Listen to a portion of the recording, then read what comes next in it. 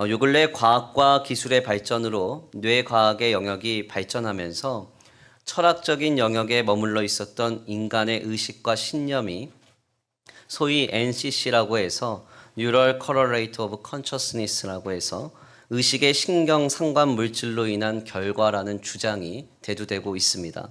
그러니까 이전에는 우리가 뭔가를 생각함으로 그것을 가지고 행동하고 말하고 느끼고 인식할 때에 이것은 철학적인 영역에 있는 것이다 이렇게 생각을 했는데, 그것이 아니라 뇌과학자들이 연구를 해보니까 어떤 것을 인식할 때마다 신경에 관련된 물질이 우리 가운데 나와서 그것으로 인해서 우리가 말하고 생각하고 느끼고 또 인식하게 된다는 이야기입니다. 이는 인간이 삶을 영위하면서 체험된 익숙한 환경이 동일하게 경험될 때 지난 경험에서 뿜어져 나왔던 동일한 신경 전달 물질이 생성됨으로써 나도 모르는 사이에 지난 경험의 현장에서 보였던 반응을 나타나게 된다는 데 이르는데요. 이 과정은 반복될수록 강화된다고 뇌과학자들은 주장합니다. 그러니까 만약 우리에게 이런 잘못된 사고의 메커니즘이 자리를 잡고 있음이 확인된다면 우리는 깨닫는 즉시 이 모습을 깨트려야 됩니다.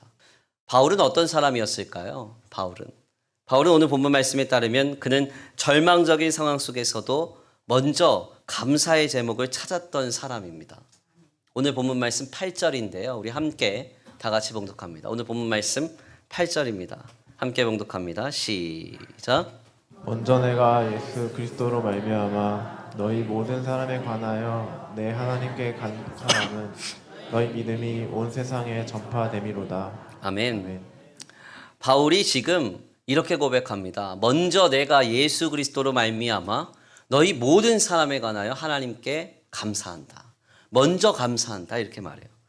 실상 바울의 이러한 고백은 의아하죠. 왜 그런 거 하냐면 바울은 지금 로마에 있는 성도들이 누구나 인정할 만한 특별한 신앙의 공로와 치적을 쌓았기에 감사한다고 말하고 있지 않기 때문에 그래요. 로마의 성 베드로 성당을 크게 지어서 거대한 예배당이 세워졌기에 하나님께 감사한다. 그렇게 말하지 않습니다.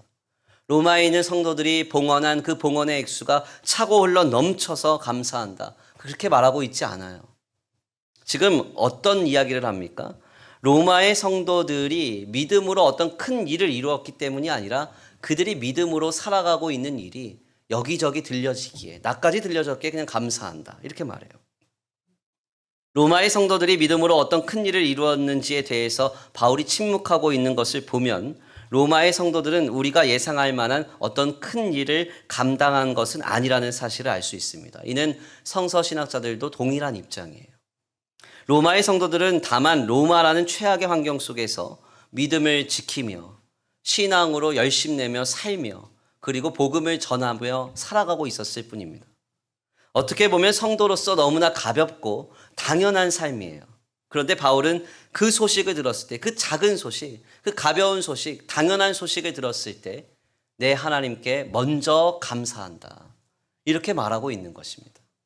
심리학자이자 목회자인 짐 와일더와 그리고 많은 저자들이 함께 공동 저작한 임마누엘 일기라는 책이 있습니다. 이 책에 보니까 이런 귀한 표현 하나가 전해져요. 감사는 하나님의 임재하심을 가장 강력하게 경험할 수 있는 키다. 우리의 가정에서 하나님의 임재하심을 가장 강력하게 경험하고 싶다. 뭐 해야 되느냐? 감사해야 돼요. 가정에서 남편과 아내를 보면서 자녀를 보면서 감사하는 거예요. 그러면 우리의 가정에 강력하게 임재하고 계시는 주님을 경험할 수 있어요. 내 직장과 생업에서 하나님의 임재하심을 경험하고 싶다.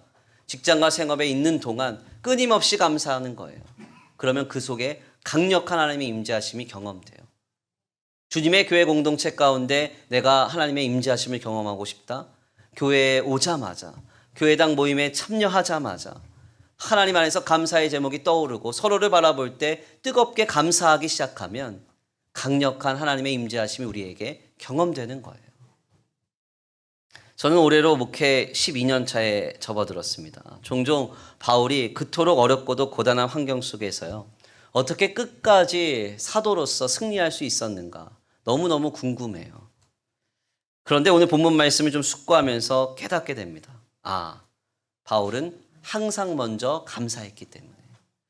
그 감사를 통해서 강력한 하나님의 임재하심을 힘입어 끝까지 승리할 수 있었구나 깨닫게 됩니다. 바울은 모든 순간들 속에서 사람에 대하여 가장 먼저 감사의 제목을 발견했습니다. 상황에 대해서 늘 먼저 감사를 고백했습니다. 항상 감사로 살아갔던 사람이에요. 그의 감사가 그로 하여금 사도로서 승리하게 하였고 그가 감당한 사도의 직임은 오늘날 수많은 하나님의 말씀으로 우리에게 전해져서 많은 생명을 피어나게 하고 있습니다. 오늘 우리의 모습을 한번 돌아보기를 원합니다. 우리는 얼마나 감사하고 있나요? 우리의 가정에서, 부모와 자녀 사이에, 부부 사이에, 직장과 생업의 현장에서, 상대를 바라보며 타자를 경험할 때, 교회 공동체 안에서, 성도 간에, 구역에서, 기관에서, 모임에서, 예배에서 우리가 얼마나 감사의 제목을 먼저 발견하고 먼저 감사를 깨닫고 먼저 감사를 고백하고 있는가 다시 한번 생각해 보게 됩니다. 바울의 고백을 함께 읽겠습니다. 오늘 본 말씀 8절입니다. 시작. 먼저 내가 예수 그리스도로 말미암아 너희 모든 사람에 관하여 내 하나님께 감사함은 너희 믿음이 온 세상에 전파됨이로다. 아멘. 바울의 이 고백이 오늘 우리의 고백이 되기를 간절히 축원합니다. 지금 그리스도의 것이 된 우리가 하나님을 영화롭게 하는 그 길에서 우리의 삶의 자리에서 가장 먼저 뜨겁게 감사함으로 우리의 삶의 모든 자리가 하나님의 복을 누리고 회복되길 간절히 축원합니다.